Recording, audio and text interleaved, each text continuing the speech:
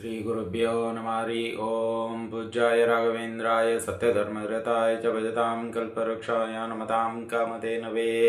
ಸಮಸ್ತ ಶ್ರೀ ಸರಳ ಪರಿಹಾರ ಜ್ಯೋತಿಷಾಲಯ ಸದಸ್ಯರೆಲ್ಲರಿಗೂ ಈ ನಿಮ್ಮ ರಾಘವೇಂದ್ರ ಹರಿತ ಸಗುರುಜಿ ಮಾಡುವ ನಮಸ್ಕಾರಗಳು. ಸಮಸ್ತ ಕುಲಬಾಂಧವರಿಗೆ SSP ಜ್ಯೋತಿಷಾಲಯ ಯೂಟ್ಯೂಬ್ ಚಾನಲ್ಗೆ ಸ್ವಾಗತ ಸುಸ್ವಾಗತ ಕೋರುತ್ತಾ ಈ ದಿನ ನಾವು ಸಾಪ್ತಾಹಿಕ ಭವಿಷ್ಯ ಇದೇ ಆಗಸ್ಟ್ 23ರಿಂದ 29ನೇ ತಾರೀಕುವರೆಗೂ ದ್ವಾದಶ ರಾಶಿಗಳಾದ ಮೇಷರಾಶಿಯಿಂದ ಮೀನ ರಾಶಿಯವರೆಗೂ ಯಾವೆಲ್ಲ ಫಲಾಫಲಗಳು ಇವೆ, ಅನುಕೂಲತೆ ಏನು ಅನಾನುಕೂಲತೆ ಏನು ಹಾಗೂ ಪರಿಹಾರಗಳು ಯಾವೆಲ್ಲ ರೀತಿಯಲ್ಲಿರುತ್ತೆ ಈ ಒಂದು ಸಾಪ್ತಾಹಿಕ ಭವಿಷ್ಯದಲ್ಲಿ ತಿಳಿದುಕೊಳ್ಳೋಣ.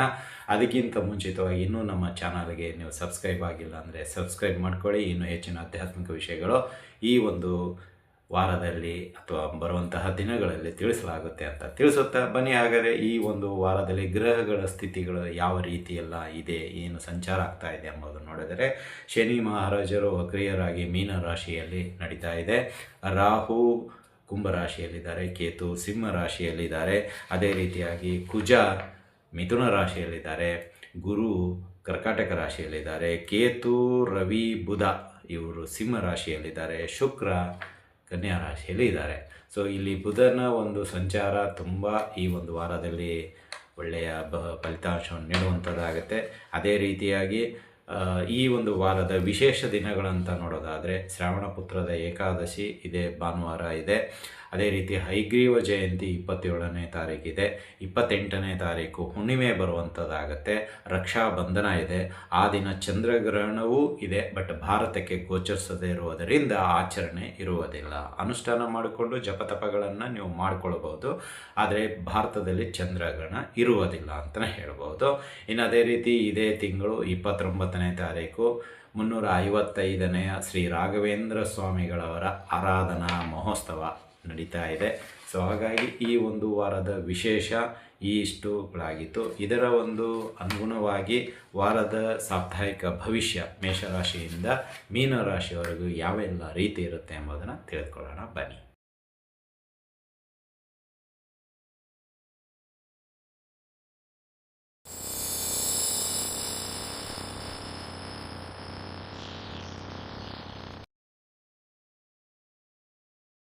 ರಾಶಿಗಳಲ್ಲಿ 9ನೇ ರಾಶಿಯಾಗಿರ್ತಕ್ಕಂತಹ ಧನುರಾಶಿ. ಈ ಧನುರಾಶಿಯವರಿಗೆ ಈ ವಾರದ ಸಾಪ್ತಾಹಿಕ ಭವಿಷ್ಯ ನೋಡೋದಾದರೆ 1 ಅದೃಷ್ಟ, 2 ಉತ್ಸಾಹ, 3 ನಿಮ್ಮಲ್ಲಿ ನವನವೀನ ಚೈತನ್ಯ. ಇದು ತುಂಬ ಚೆನ್ನಾಗಿ ಧನುಷ್ ರಾಶಿಯವರಿಗೆ ಕಾಣುವಂಥದ್ದಿದೆ. ಅಂದರೆ ಈ ವಾರ ನಿಮಗೆ ಒಂದು ಸ್ವಲ್ಪ ಉತ್ಸಾಹ, ನವನವೀನ ಮತ್ತು ಒಂಥರ ಏನೋ ಅದೃಷ್ಟ ಕೂಡಿ ಬರುವಂಥದ್ದಿದೆ. ಅದೆಲ್ಲ ಯಾವ ರೀತಿ ಎಂಬುದನ್ನು ನೋಡೋಣ. ಇಲ್ಲಿ ಒಂದು ಉದ್ಯೋಗದಲ್ಲಿ ಅದೃಷ್ಟ, ಉದ್ಯೋಗದಲ್ಲಿ ಒಂದು ರೀತಿಯಲ್ಲಿ ನಿಮ್ಮ ಕಠಿಣ ಸವಾಲುಗಳೆಲ್ಲ ಮೆಟ್ಟಿ ನಿಂತು ಒಂದು ಕಷ್ಟಪಟ್ಟು ಒಂದು ಹುದ್ದೆಯನ್ನು ಸಂಪಾದನೆ ಮಾಡಿದ ರೀತಿಯಲ್ಲಿ ಇರುತ್ತೆ. ಅಂದರೆ ಇಷ್ಟು ದಿನ ಕಷ್ಟಪಟ್ಟದ್ದು ಒಂದಕ್ಕೆ ಫಲ ಈ ವಾರ ಸಿಗುವಂಥದ್ದಾಗತ್ತೆ. ಅಥವಾ ಕಳೆದ ಒಂದು 5-6 ತಿಂಗಳಲ್ಲಿ ಕಷ್ಟಪಟ್ಟಿರ್ತಕ್ಕಂತಹ ಕೆಲಸಗಳಿಗೆ ಈ ವಾರ ರಿಸಲ್ಟ್ ಅಂತ ತಿಳ್ಕೊಳ್ಳಿ. ಅಂದರೆ ಸುಮಾರು ವರ್ಷಗಳು, ತಿಂಗಳು, ವಾರಗಳು ಕಾಯ್ತಾ ಇದ್ರಿ ಈ ಕೆಲಸ ಮುಗಿದ ತಕ್ಷಣವೇ ನಮಗೆ ಏನಾದರೂ ಸಿಗುವಂಥದ್ದಿದೆ. ಒಂದು ಕಾನ್ಫಿಡೆನ್ಸ್ ಅಂತೀವಿ, ಸಣ್ಣದಾಗಿತ್ತು, ಈ ವಾರ ದೊಡ್ಡದಾಗಿ ಅದು ನಿಮಗೆ ಸಿಗುವಂಥದ್ದಾಗುತ್ತೆ. ಅದೇ ಅದೃಷ್ಟ ಅಂತಲೇ ಹೇಳೋದು. ಅಂದರೆ ಇಲ್ಲಿ ಉದ್ಯೋಗದಲ್ಲಿ ಯಾರೆಲ್ಲ ಇದ್ದೀರೋ ಅವರಿಗೆ ಅದೃಷ್ಟ. ಅಂದರೆ ನಿಮ್ಮ ಜವಾಬ್ದಾರಿಗಳು ಬದಲಾವಣೆ ಆಗುತ್ತೆ, ಅಥವಾ ನಿಮ್ಮ ಒಂದು ಕೆಲಸ ಕಾರ್ಯ ಚಟುವಟಿಕೆಗಳಿದೆಯಲ್ಲ ಅದು ಬದಲಾವಣೆ ಆಗುತ್ತದೆ, ಅಥವಾ ನಿಮಗೆ ಪ್ರಮೋಷನ್ ಸಿಗುವಂಥದ್ದಾಗ್ಬೋದು, ಅಥವಾ ನೀವು ಬಯಸಿದಂತಹ ಒಂದು ಬ್ರ್ಯಾಂಚಿಗೆ ಟ್ರಾನ್ಸ್ಫರ್ ಆಗುವಂಥದ್ದು ಇರುತ್ತೆ. ಅಂದರೆ ನಿಮ್ಮ ಒಂದು ಮನಸ್ಸಿನಲ್ಲಿ ಏನು ಓಡ್ತಾ ಇದೆಯೋ ಅದಕ್ಕೆ ಸರಿಯಾದ ಹತ್ತಿರವಾದ ಒಂದಿಷ್ಟು ಕೆಲಸ ಕಾರ್ಯಗಳು ನಡೆಯುವಂಥದ್ದಾಗುತ್ತೆ. ಅದು ಅದೃಷ್ಟದ ಮುಖಾಂತರ ಅಂತಲೇ ಹೇಳೋದು. ಇನ್ನು ವ್ಯಾಪಾರದಲ್ಲೂ ಕೂಡ ಅಷ್ಟೇ, ಕೆಲವು ಅದೃಷ್ಟಗಳು ನಿಮ್ಮನ್ನು ಕೈ ಹಿಡಿಯುತ್ತೆ. ಆರ್ಥಿಕವಾಗಿ ಮತ್ತು ಸಹಕಾರದೊಂದಿಗೆ ನಿಮ್ಮ ಒಂದು ಕುಟುಂಬ ಸದಸ್ಯರ ಒಂದಿಷ್ಟು ಸಹಕಾರ ಎಲ್ಲರ ಜೊತೆ ಸೇರಿ ಈ ವಾರ ವ್ಯಾಪಾರದಲ್ಲಿ ಒಂದಿಷ್ಟು ಲಾಭವನ್ನು ನೀವು ಅದೃಷ್ಟ ಮುಖಾಂತರ ತೆಗೆಯುವಂಥದ್ದಾಗುತ್ತೆ ಹೇಳ್ಬೋದು. ಇನ್ನು ಅದೇ ರೀತಿಯಾಗಿ ಆರ್ಥಿಕವಾಗಿ ನೋಡೋದಾದರೆ ಒಂದಿಷ್ಟು ಅವಕಾಶಗಳು ನಾನಾ ರೀತಿಯಲ್ಲಿ ಬಂದು ಆರ್ಥಿಕವಾಗಿರ್ತಕ್ಕಂತಹ ಕೆಲವು ಭಾರ ಅಥವಾ ಕೆಲವು ಖರ್ಚುಗಳು ಕಡಿಮೆ ಮಾಡುವಂಥದ್ದಾಗತ್ತೆ. ಅನಗತ್ಯವಾದ ಖರ್ಚುಗಳಿಗೆ ಕಡಿವಾಣ ಹಾಕ್ತೀರಾ. ಉಳಿತಾಯ ಯೋಜನೆಗಳಿಗೆ ದಾರಿ ಅಥವಾ ಪ್ಲ್ಯಾನಿಂಗ್ ಅಂತೀವಲ್ಲ ಅದು ಮಾಡಿಕೊಳ್ಳುವಂಥದ್ದಾಗತ್ತೆ ಧನುಷ್ ರಾಶಿಯವರು. ಅಂದರೆ ಇಲ್ಲಿ ಧನುಸು ರಾಶಿಯವರು ಈ ವಾರ ಸಾಧ್ಯವಾದಷ್ಟು ಅನಗತ್ಯವಾದ ಖರ್ಚುಗಳಿಗೆ ಫುಲ್ ಸ್ಟಾಪ್, ಉಳಿತಾಯದ ಒಂದು ಯೋಜನೆಗೆ ನಾನ್ ಸ್ಟಾಪ್ ಅನ್ನೋಂಗೆ ಇರುತ್ತೆ. ಅಂದರೆ ಕಂಟಿನ್ಯೂ ಆಗಿ ಉಳಿತಾಯ ಮಾಡಲು ಪ್ರಯತ್ನ ಮಾಡ್ತೀರಾ. 10 ರೂಪಾಯಿ ಖರ್ಚಾಗಲು 1 ರೂಪಾಯಿಗೆ ಚೌಕಾಸಿ ಮಾಡಿರುವಂಥದ್ದಾಗುತ್ತೆ. ಪ್ರತಿ ಐಟಮು ಚೌಕಾಸಿಯಿಂದ ಕೊಂಡುಕೊಳ್ಳುವಂಥದ್ದಾಗುತ್ತೆ. ಅದರಿಂದ ಬರತಕ್ಕಂಥ ಉಳಿತಾಯ ಹಣವನ್ನು ಒಂದು ಕಡೆ ಮೀಸಲಿಡುವಂಥದ್ದಾಗುತ್ತೆ. ಅಂದರೆ ಈ ರೀತಿಯಲ್ಲಿ ಬದಲಾವಣೆ ಆರ್ಥಿಕವಾಗಿ ಚಾಣಕ್ಯನ ನೀತಿಯನ್ನು ಧನುಸು ರಾಶಿಯವರು ಅಳವಡಿಸಿಕೊಳ್ತಾರೆ ಅಂತಲೇ ಹೇಳ್ಬೋದು. ಇನ್ನು ಕುಟುಂಬ ಮತ್ತು ದಾಂಪತ್ಯ ಜೀವನದ ಬಗ್ಗೆ ನೋಡೋದಾದರೆ, ಕುಟುಂಬದಲ್ಲಿ ಒಂದು ರೀತಿಯಲ್ಲಿ ಸಂತೋಷ ವಾತಾವರಣ, ನಿಮ್ಮ ಮಾತುಗಳಿಗೆ ಗೌರವ, ಕುಟುಂಬದ ಸದಸ್ಯರ ಒಂದು ಮಾತುಗಳಿಗೆ ಗೌರವ, ಪರಸ್ಪರ ವಿನಿಮಯ, ನಿಮ್ಮಿಬ್ಬರ ಒಂದು ಆತ್ಮೀಯ ಸಂಬಂಧದಿಂದ ಈ ಒಂದು ವಾರದಲ್ಲಿ ಅನುಕೂಲಕರ ವಾತಾವರಣ ಸೃಷ್ಟಿಯಾಗುತ್ತೆ.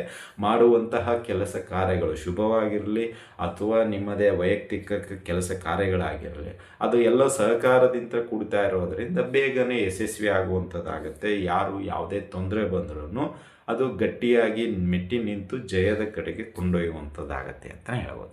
ಅದೇ ರೀತಿ ದಾಂಪತ್ಯ ಜೀವನದಲ್ಲಿಯೂ ಕೂಡ ಅಷ್ಟೇ ಸಣ್ಣ ಪುಟ್ಟ ವ್ಯತ್ಯಾಸಗಳು, ಮನಸ್ತಾಪಗಳು ಏನೇ ಇದ್ರೂ ಅದನ್ನು ಬಗೆಹರಿಸಿಕೊಂಡು ಮುಂದುವರಿಸಿಕೊಂಡು ಮುಂದೆ ಹೀಗೆ ಆಗದೇ ಇರೋಂಗೆ ನೋಡಿಕೊಂಡು ಭವಿಷ್ಯತ್ ಕಾಲದಲ್ಲಿ ಒಳ್ಳೆಯ ಉತ್ತಮವಾದ ಒಂದು ದಾರಿಯನ್ನು ಕಂಡುಕೊಂಡು ಜೀವನ ಮುಂದೆ ಹೀಗೆ ಇರಲಿ ಅನ್ನೋ ಒಂದು ವಿಶ್ವಾಸಕ್ಕೆ ಬಂದು ನಡೆಸುವಂಥದ್ದಾಗತ್ತೆ ದಾಂಪತ್ಯ ಜೀವನ. ಒಂದು ರೀತಿಯಲ್ಲಿ ಆದರ್ಶದ ಒಂದು ರೀತಿಯಲ್ಲಿ ಈ ಒಂದು ವಾರ ದಾಂಪತ್ಯ ಜೀವನ ಇರುತ್ತೆ ಅಂತಲೇ ಹೇಳ್ಬೋದು.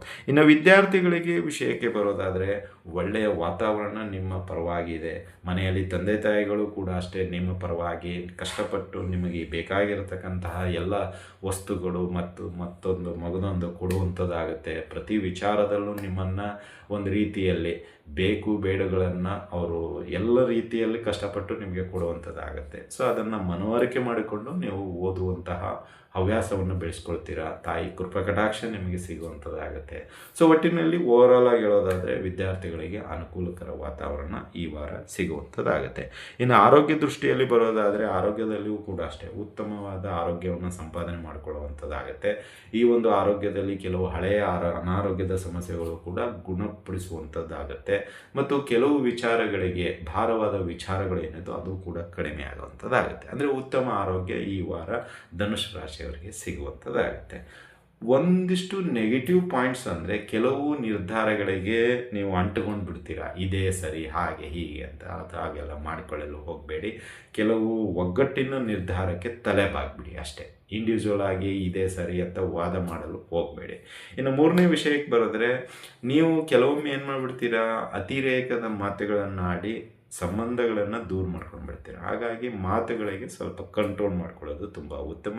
ಇನ್ನು ಗುರು ಹಿರಿಯರು, ಗುರೂಜಿ ಅಥವಾ ಸ್ವಾಮೀಜಿಗಳು ಅಥವಾ ಇನ್ನಿತರ ಒಂದಿಷ್ಟು ಗೌರವಾನ್ವಿತ ವ್ಯಕ್ತಿಗಳಿಗೆ ಅಪಹಾಸ್ಯ ಮಾಡಲು ಹೋಗಬೇಡಿ. ಒಂದು ವೇಳೆ ಅವರೇನಾದರೂ ಶಾಪ ಕೊಟ್ಟದ್ದೇ ಆದಲ್ಲಿ ಅದು ನಿಮಗೆ ಈ ವಾರದಲ್ಲಿ ತಟ್ಟುವಂಥ ಅವಕಾಶಗಳು ನಿಚ್ಚಳವಾಗಿದೆ. ಹಾಗಾಗಿ ಯಾರ ಬಗ್ಗೆನೂ ಅಪಹಾಸ್ಯ ಮಾಡಲು ಹೋಗಬೇಡಿ ಅಂತಲೇ ಹೇಳಬಹುದು. ಇನ್ನು ಈ ವಾರದಲ್ಲಿ ಶುಭ ದಿನ ಅಂತ ನೋಡೋದಾದರೆ, ಗುರುವಾರ ಮತ್ತು ಭಾನುವಾರ ಈ 2 ದಿನ ನಿಮಗೆ ಶುಭವಾರ ಇದೆ. ಅದೇ ರೀತಿ ಎಚ್ಚರಿಕೆ ವಹಿಸುವಂಥ ವಾರಗಳು ನೋಡೋದಾದರೆ, ಮಂಗಳವಾರ, ಶನಿವಾರ ಈ 2 ದಿನ ತುಂಬ ಎಚ್ಚರಿಕೆಯಿಂದ ಇರಿ. ವಾಹನ ಓಡಿಸ್ಬೇಕಾದ್ರೆ, ಕೆಲವು ಪ್ರಮುಖ ನಿರ್ಧಾರಗಳನ್ನು ನೀವು ಮಾಡಬೇಕಾದ್ರೆ ಎಚ್ಚರಿಕೆಯಿಂದ ಇருந்து ಮಾಡೋದು ಉತ್ತಮ. ಇನ್ನು ಈ ಒಂದು ಧನುಸು ರಾಶಿಯವರಿಗೆ ಗುರು ಅಧಿಪತಿ, ನಿಮ್ಮ ರಾಶಿಗೆ ಧನುಸು ರಾಶಿಗೆ ಗುರು ಅಧಿಪತಿ. ಹಾಗಾಗಿ ಗುರುವಾರ ದಿನ ರಾಯರ ದರ್ಶನ ಮಾಡ್ಕೊಳ್ಳಿ, ರಾಯರ ಒಂದಿಷ್ಟು ಸೇವೆಗಳನ್ನು ಮಾಡಿ. ಇನ್ನೇನು 29ನೇ ತಾರೀಕು ಆರಾಧನೆ ಬರ್ತಾ ಇದೆ. 29, 30, 31 ಭಾನುವಾರ ಇದೆ.